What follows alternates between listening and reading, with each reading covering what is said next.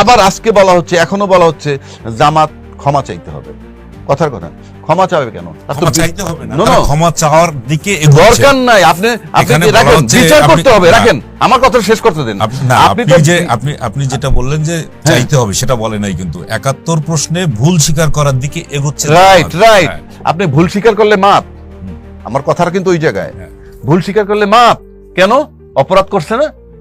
আপনি এত লোক হত্যা করছেন, এত লোকের ইজ্জত গেছে, বলা হচ্ছে আমি ভুল স্বীকার করলে মাপ। মানে কি? কি মানেটা দাঁড়ায় কি? পরিষ্কার বিচার করবেন। তাহলে তো হয়েছে। কোথায় বিচার হয়েছে? যদি বলেন বিচার হয়ে গেছে, তাহলে আবার মাপ কিসের? আপনি একদিকে থাকতে হবে, কিন্তু বি প্র্যাকটিক্যাল। বিচার হয়েছে কয়েকজনের, কিন্তু দলগতভাবে তাদের মাপ চাওয়ার একটা কথা তাতে বলেছে। মাপ, কালকে সকালে আওয়ামী লীগ তো মাপ চাবে, তখন কি করবেন? বিচার করবেন? মাপ হয়ে যাবে?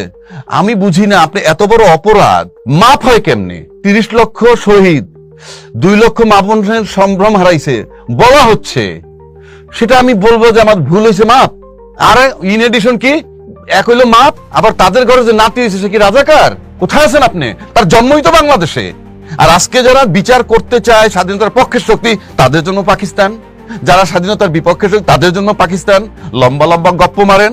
আর এই জেনারেশনের জন্ম বাংলাদেশে, জন্ম বাংলাদেশে, তারা বলেন পাকিস্তানি। আর আপনি পাকিস্তানি, আপনি বলতেছেন যে আপনি স্বাধীনতার পক্ষের শক্তি। তার মানে কি আপনি পাকিস্তান দেশকে ভালোবাসতেন না? আপনি যখন দেশে ছিলেন তখন দেশটাকে ভালোবাসতেন না?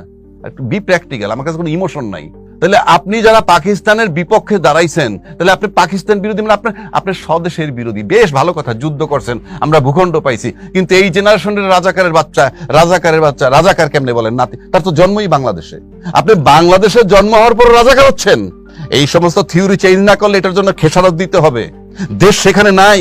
আপনি জুলাই চেতনা মানবেন না, মানতে বাধ্য আপনি। কারণ আমি বলি, আপনি ৭১-এর যে যুদ্ধ হয়েছে, 53 বছর সাধনা করছেন, 53 বছর লালন করছেন স্বাধীনতার পক্ষের শক্তি, স্বাধীনতার পক্ষের শক্তি, যুদ্ধ 53 বছর। আপনি জুলাই আন্দোলন 53 মাস লালন করবেন না? এটা কি তামাশা নাকি? কারণ একটা রাজনীতিবিদের কোনো সন্তান বা কোনো নাতি, তাদের একটা চুল পর্যন্ত খসে না এই সমস্ত আন্দোলনে। রাজকীয় জীবন যাপন করছেন এবং টোটালটা বিজনেসবিহীন টাকা পয়সায় আপনারা বড় বড় কথা বলেন। আপনি আবার যদি আন্দোলন হয়, এখন সব দল বলতেছে, দায়িত্বশীল দলও বলতেছে, ফেব্রুয়ারিতে যদি নির্বাচন না হয় তাহলে এই অঞ্চলে আঞ্চলিক শান্তি বিঘ্নিত হবে। আপনি জানেন, সবকিছু বুঝতেছেন, তারপর আপনি ঐক্যমত্যে আসতে পারতেছেন না কেন? কারণ ঐক্যমত্যে আসলে আপনার দলের লোকসান হয়, আপনার ব্যক্তির লোকসান হয়, রাষ্ট্রের লাভ হয়।